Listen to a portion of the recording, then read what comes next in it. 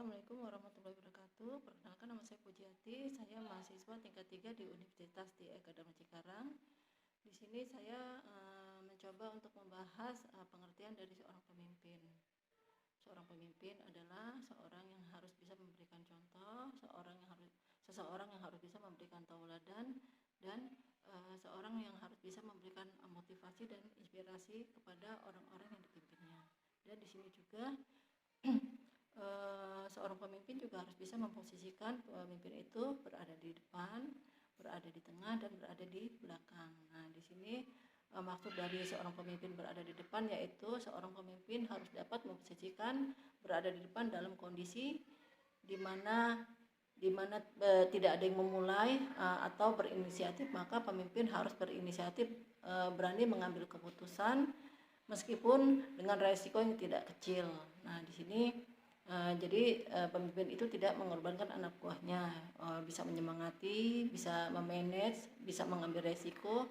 Maka pemimpin seperti inilah yang akan diikuti oleh anak buahnya karena tidak mengorbankan anak buahnya dan tampil di depan untuk melindungi organisasinya. Kemudian seorang pemimpin yang berada di tengah-tengah yaitu seorang pemimpin yang seorang pemimpin yang tidak menjaga jarak dengan anak buahnya. Jadi pemimpin yang berada di tengah-tengah, jadi berada di tengah-tengah bawahannya itu pemimpin yang bisa membaur dengan anak buahnya. Jadi gini, seorang pemimpin yang berada di tengah-tengah anak buahnya, jadi si pemimpin itu tahu kendala atau masalah apa yang sedang terjadi di unitnya tersebut. Maka dengan adanya sosok pemimpin di tengah-tengah anak buahnya itu, jadi mereka bisa bahu-membahu untuk menyelesaikan masalah dan masalah-masalah yang ada di unitnya tersebut. Kemudian posisi pemimpin berada di belakang yaitu seorang pemimpin yang harus bisa mendorong, seorang pemimpin yang bisa memberikan support untuk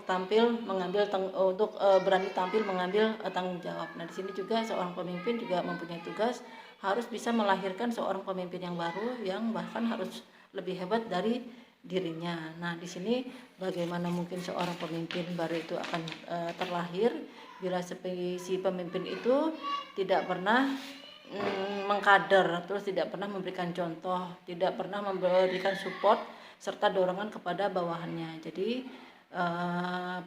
pemimpin yang tidak ada tanggung jawabnya. Jadi di sini jangan sampai jangan bila tidak ada pemimpin semua itu tidak berjalan. Jadi seperti anak ayam yang kehilangan induknya. Nah, di sini juga karena si pemimpinnya itu tidak pernah berada di depan, berada di tengah, bahkan ada di belakang. Nah, dengan seperti itu harusnya seorang pemimpin juga harus memberikan kesempatan kepada anak buahnya untuk tampil berani bertanggung jawab. Kalaupun salah, misalnya kalaupun salah, masih ada kita sebagai pimpinan yang membenarkan, masih ada kita pemimpin yang bisa bertanggung jawab, masih ada kita sebagai pemimpin yang bisa membenarkan seperti itu. Nah, di sini juga dengan demikian dengan begitu kita menjadi pemimpin yang dihormati dan dengan demikian kita menjadi seorang pemimpin yang disegani dan dihormati oleh bawahan kita karena kita sudah berhasil mengembangkan mereka untuk menyiapkan menjadi pemimpin yang selanjutnya. Kemudian di sini untuk pertanyaan yang kedua yaitu tipe pemimpin menurut saya pemimpin yang ideal adalah pemimpin yang mempercayai timnya, kemudian pemimpin yang cerdas, kemudian pemimpin yang ideal, kemudian pemimpin yang bertanggung jawab dan pemimpin yang bisa dipercaya.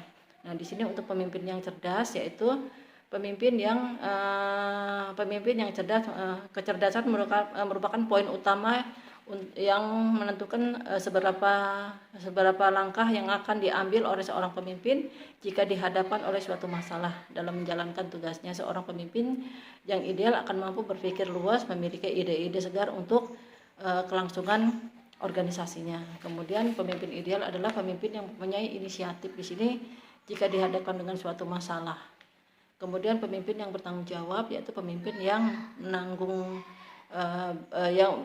pemimpin yang bertanggung jawab menanggung dari semua efek dari keputusan yang diambilnya. Kemudian pemimpin yang dapat dipercaya di sini adalah seorang pemimpin dalam menggerakkan anggotanya dan bijak dalam mengambil keputusannya. Kemudian di sini untuk pertanyaan yang ketiga, strategi memimpin atasan. Atasan adalah sekumpulan orang yang merasa senior, lebih berhak memutuskan, lebih cerdas, dan lebih tinggi posisinya. Dalam strategi memimpin atasan ada beberapa kecenderungan yang harus dilakukan terhadap atasan, yaitu yang pertama menjelek-jelekan. Pemikiran negatif ini sering menjebak seorang atasan dan bawahan ketika bawahnya memandang negatif atasannya. Kemudian taat di depan, langgar di belakang. Nah, perilaku ini bersifat merusak bila dihubungkan dengan penilaian produktivitas kerja di perusahaan. Kemudian yang ketiga menunjukkan superioritas. Kemudian di sini ada dua faktor psikologi utama yang sebaiknya kita ketahui secara posisi ketika kita ingin memimpin atasan kita. Kemudian di sini yang pertama, apa yang diinginkan atasan untuk kita kerjakan. Di sini apa yang sebenarnya diinginkan oleh atasan kita, kuncinya adalah dengan menunjukkan kompetensi kita sehingga kita dapat menyelesaikan tugas dengan baik. Kemudian atasan ingin diperlakukan sebagaimana layaknya atasan. Kemudian ini disebut dengan strategi walk the talk. Dalam strategi perilaku ini dibagi menjadi 3 strategi yang dapat digunakan untuk menciptakan rasa kepercayaan dan sekaligus memimpin atasan. Yang pertama adalah prestasi. Setiap atasan itu menyukai bawahannya yang berkompeten dan mampu menyelesaikan pekerjaan secara cepat dan tepat. Kemudian sebagai partner kerja, untuk menjadi partner kerja atasan adalah untuk menjadi partner kerja atasan ada beberapa hal yang membuat atasan percaya dengan kita. Yang pertama itu bersedia melakukan tugas yang kadang melebihi kewajibannya. Yang kedua menjadi teman diskusi. Yang ketiga membangun personal di luar jam kerja. Kemudian yang ketiga, yang C, inovasi kreatif adalah aktivitas mengevaluasi semua proses kerja yang telah kita lakukan. Kemudian strategi talk the walk.